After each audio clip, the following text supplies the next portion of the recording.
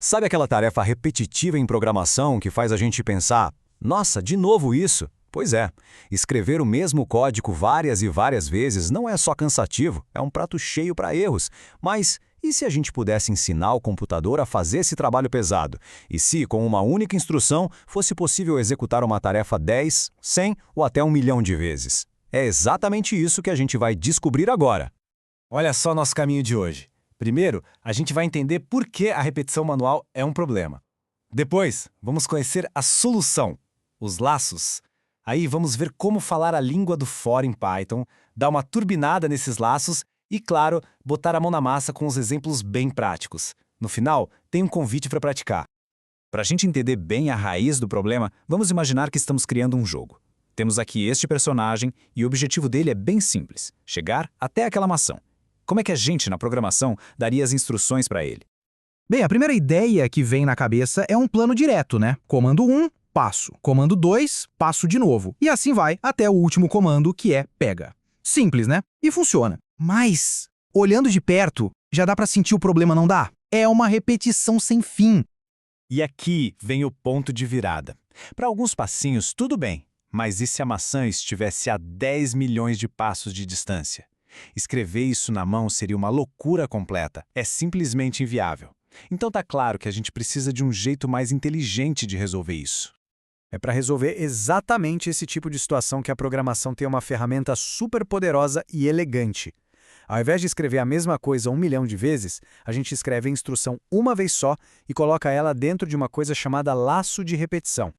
Pensa nesse laço como se fosse uma roda. A gente coloca a nossa instrução, o comando passo, dentro dela. A cada volta que essa roda dá, o comando é executado. Então, em vez de escrever passo, passo, passo, a gente simplesmente diz, gire esta roda 5 vezes. Muito mais fácil. Mas claro, tem um detalhe importante. Se a gente deixar essa roda girando para sempre, sem parar, o nosso personagem vai andar infinitamente e, bom, vai cair da plataforma. Por isso, todo laço precisa de um freio, ou uma condição de parada. A gente tem que dizer exatamente quantas vezes a repetição deve acontecer. Ok, a ideia está clara. Agora, como é que a gente traduz esse conceito de repita x vezes para a linguagem Python? A resposta está numa estrutura muito famosa, o laço for. E o mais legal do Python é que a tradução é quase literal. O que a gente pensa como para cada item em um intervalo, a gente escreve como for in range. É quase como escrever em inglês, o que facilita muito o aprendizado. Vamos analisar essa linha. For c cria uma variável temporária que aqui chamamos de c, só para guardar a contagem de cada volta do laço. In range 10 define o intervalo. Essa variável, c, vai começar valendo 1 e vai continuar até chegar pertinho do 10. E os 2 pontos no final é o sinal para o Python. Atenção, o que vem a seguir é o que você precisa repetir. Agora é um dos detalhes mais cruciais de Python, a indentação. É aquele espacinho no começo da linha. Repare que o comando passo está um pouco para a direita. É assim que a gente avisa ao Python, ei, esse comando aqui faz parte do laço. Já o comando pega, ele está alinhado com o for. Isso significa que ele está fora do laço. Ele só vai acontecer uma vez, lá no final, depois que o laço terminar todo o seu trabalho. Certo, o básico a gente já pegou. Agora, vamos desbloquear o verdadeiro poder dos laços. Porque eles não servem só para repetir uma coisinha simples. Dá para colocar blocos inteiros de lógica dentro deles. Imagina que agora o caminho tem obstáculos. A cada volta do laço, o nosso personagem vai executar uma sequência. Primeiro, ele dá um passo e logo em seguida ele pula. Os 2 comandos estão indentados, então os 2 pertencem ao laço e vão se repetir juntos, sempre nessa ordem. E é aqui que a programação fica realmente criativa. Pensa nessas estruturas como se fossem blocos de montar. A gente pode aninhar uma dentro da outra. Que tal colocar uma estrutura de decisão, um if, lá dentro do nosso laço for? Isso quer dizer que, a cada repetição, o programa pode fazer uma pergunta e tomar uma decisão. Olha só esse código. O laço for começa. Na primeira volta, o personagem dá um passo e pula. Aí ele faz uma verificação com o if. Tem uma moeda aqui? Se a resposta for sim, ele executa o comando pega.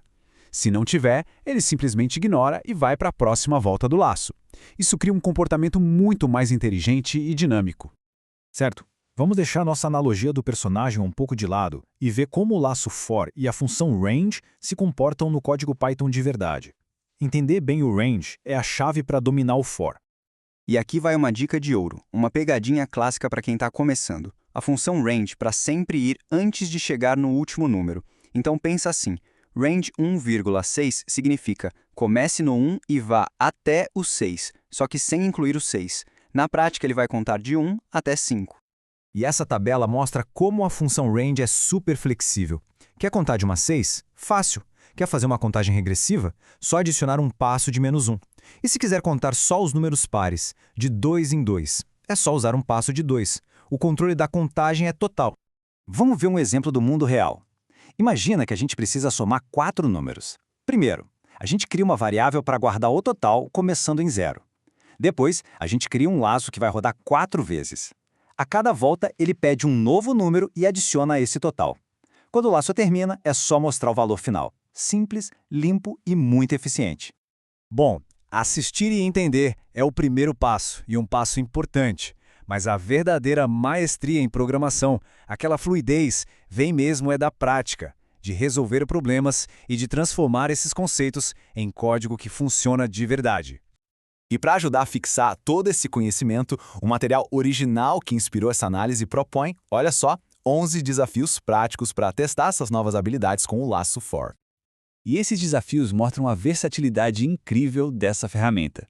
Com um simples laço for, dá para criar de tudo, desde uma contagem regressiva para um foguete até um programa que verifica se uma palavra é um palíndromo. Sabe, aquelas que a gente lê igual de trás para frente, como ovo ou radar. Isso nos leva à pergunta final. O laço for é muito mais do que só um pedaço de código. É uma nova forma de pensar, uma mentalidade de automação. Pense em alguma tarefa repetitiva, seja no computador ou fora dele. Agora, com esse poder da repetição controlada em mãos, qual vai ser a primeira coisa a ser automatizada? A jornada começa com um simples for.